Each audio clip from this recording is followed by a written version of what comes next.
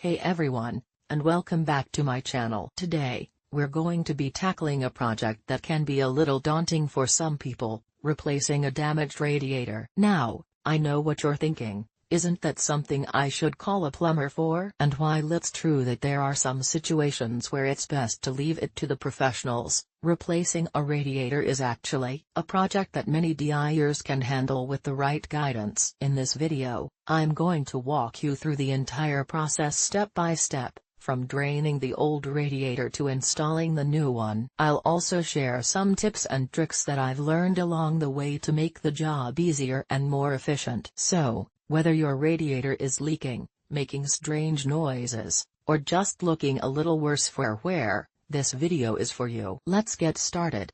A radiator is a vital component of your car's cooling system. It's essentially a heat exchanger that helps regulate the engine's temperature by transferring heat from the coolant to the surrounding air. The radiator is made up of a network of thin tubes and fins. Coolant, a mixture of water and antifreeze, circulates through these tubes, absorbing heat from the engine. As the coolant flows through the radiator, the fins dissipate the heat into the air. This process helps maintain the engine at its optimal operating temperature, preventing overheating. While water can be used as a coolant, it's not recommended. Water can freeze in cold temperatures, potentially damaging the engine. Additionally, water doesn't offer the same level of corrosion protection as antifreeze. Therefore, using a mixture of water and antifreeze is essential for optimal cooling system performance. Several signs indicate a damaged radiator: leaking coolant. This is the most obvious sign. Look for puddles of coolant under your car or coolant stains on the radiator itself. Overheating engine.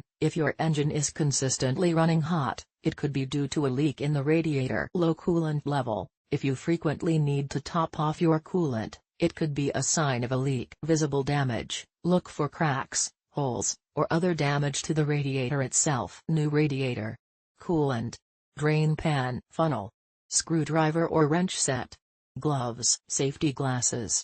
Safety first. Park your car on a level surface and let the engine cool completely before starting. Wear gloves and safety glasses for protection. Drain the coolant. Locate the drain plug on the bottom of the radiator and place a drain pan underneath. Open the drain plug and allow the coolant to drain completely. Disconnect the hoses. Use a screwdriver or wrench to loosen the clamps on the radiator hoses and carefully remove them. Be mindful of any residual coolant that may spill. Remove the old radiator. Locate the mounting bolts or brackets that secure the radiator in place and remove them. Carefully lift the old radiator out of the car. Install the new radiator. Position the new radiator in place and secure it with the mounting bolts or brackets. Reconnect the radiator hoses and tighten the clamps. Fill the coolant system. Pour the new coolant into the radiator, using a funnel to avoid spills. Fill the radiator to the recommended level, as indicated in your car's owner's manual. Start the engine and check for leaks. Start the engine and let it run for a few minutes. Check for any leaks around the radiator hoses and connections. If you find any leaks, tighten the clamps or replace the hoses as needed. Dispose of the old coolant properly. Never pour used coolant down the drain. Take it to a local recycling center or auto parts store for proper disposal. Replacing a damaged radiator is a relatively straightforward process, but it's important to follow the steps carefully to ensure a successful repair. If you're not comfortable doing it yourself, you can always take your car to a professional mechanic. Radiators are a vital part of your car's cooling system, and they can fail for a number of reasons. One common problem is corrosion, which can cause leaks in the radiator. Another common problem is overheating, which can damage the radiator and other parts of the engine. If you notice any of the following symptoms, it's important to have your radiator checked by a mechanic. Leaking coolant. This is a sure sign that your radiator is damaged. Overheating engine. This can be caused by a number of factors,